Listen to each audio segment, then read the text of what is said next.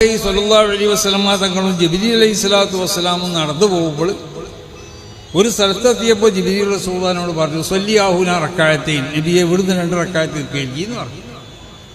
ഉടനെ തന്നെ ജിബ്രീൽ പറഞ്ഞു ആദാ ബൈത്തുലഹമിൻ, ഇത് ബത്ലഹം എന്ന് പറഞ്ഞ സ്ഥലമാണ്.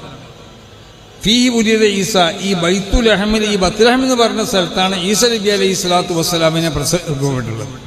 ഈ ബത്ലഹം എന്ന് പറഞ്ഞ സ്ഥലത്ത് എനിക്ക് വല്ല പുണ്യം ഉണ്ടായിരുന്നോ? ഒരു പുണ്യമില്ല.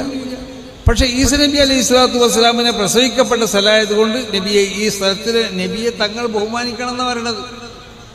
നബിനോട് കാരണം ഉലായിക്കല്ലദീന ഹദല്ലാഹു ഫബിഹുദാഹു മുഖ്തദിഹി എന്ന മുൻകഴിഞ്ഞ അമ്പിയാക്കന്മാരുടെ ആ ദൗത്യം തന്നെയാണ് നബിയെ തങ്ങൾ നിർവഹിക്കുന്നത്. അവരിവിടെ പ്രചരിപ്പിച്ചതായ വിശുദ്ധമായ ഇസ്ലാം, ആ ദീനിനാണ് നബിയെ തങ്ങൾ പ്രചരിപ്പിച്ചുകൊണ്ടിരിക്കുന്നത്.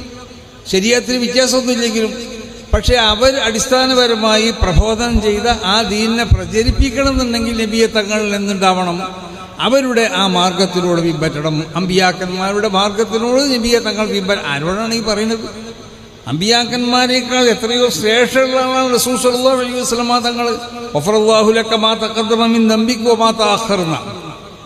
എല്ലാ അമ്പിയാക്കന്മാർക്കുള്ള അവസ്ഥ തന്നെയാണ് മാ തഖദ്ദമ, അല്ലാഹു പുറത്തു കൊടുക്കുക എന്ന് പറഞ്ഞാൽ അവരുടെ ജീവിതത്തിൽ നുബുവത്തിന് മുമ്പോ നുബുവത്തിൻ്റെ ശേഷമോ മരണം വരെയുള്ള കാലഘട്ടത്തിൽ ഒരു ചെറുദോഷം പോലും അവരിതുണ്ടാവില്ല. അള്ളാഹു സുബ്ഹാനഹു വ തആല ആ നിലക്ക് ആ ദോഷങ്ങൾ ഉണ്ടാവുന്നതിനെ തൊട്ട് അള്ളാഹു അവർക്ക് പ്രത്യേകമാവുന്നതായ ഒരു കാവലിനെ അള്ളാഹു ഏർപ്പെടുത്തിയിട്ടുണ്ട്.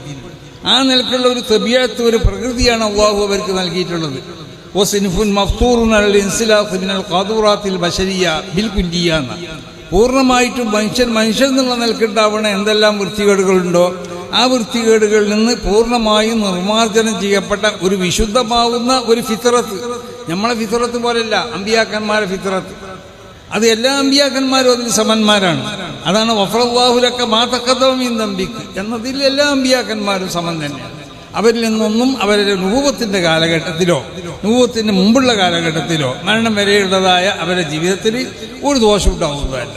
കാരണം ദോഷം ഉണ്ടാവാൻ പറ്റുന്നതായ ഒരു പ്രകൃതിയല്ല മനുഷ്യ. അതാണ് മാന ഇല്ലാ ബശറും മിസ്ലുക്കും എന്ന് പറഞ്ഞു.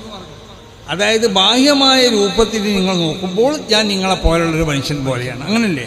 മനുഷ്യൻ്റെ മാരിക്കുള്ള മനുഷ്യനാണെന്ന് മനസ്സിലാക്കാൻ വേണ്ടി തെറ്റിയിപ്പിക്കണം എന്നാണ് മുജാഹിദിയമായത്തൊക്കെ പറയുന്നത്. അതിൻ്റെ ആവശ്യമില്ലല്ലോ. ആളെ കണ്ടാൽ തന്നെ അറിയുമ്പോൾ അത് മനുഷ്യനാണെന്നുള്ളത്. ആ മനുഷ്യനാണെന്ന് മനസ്സിലാക്കാൻ വേണ്ടി അല്ലാഹു സുബ്ഹാനഹു വ തആല പലപ്പോഴും തെറ്റ് ചെയ്യിപ്പിക്കുന്ന. എന്നാലും എന്തെങ്കിലും ഒരു തെറ്റ് അവർക്ക് ഉണ്ടാവണം എന്നാണ് പറയുന്നത്. അള്ളാഹു പറയുന്നത് തെറ്റ് അവർക്ക് ഉണ്ടാവാൻ പാടില്ല.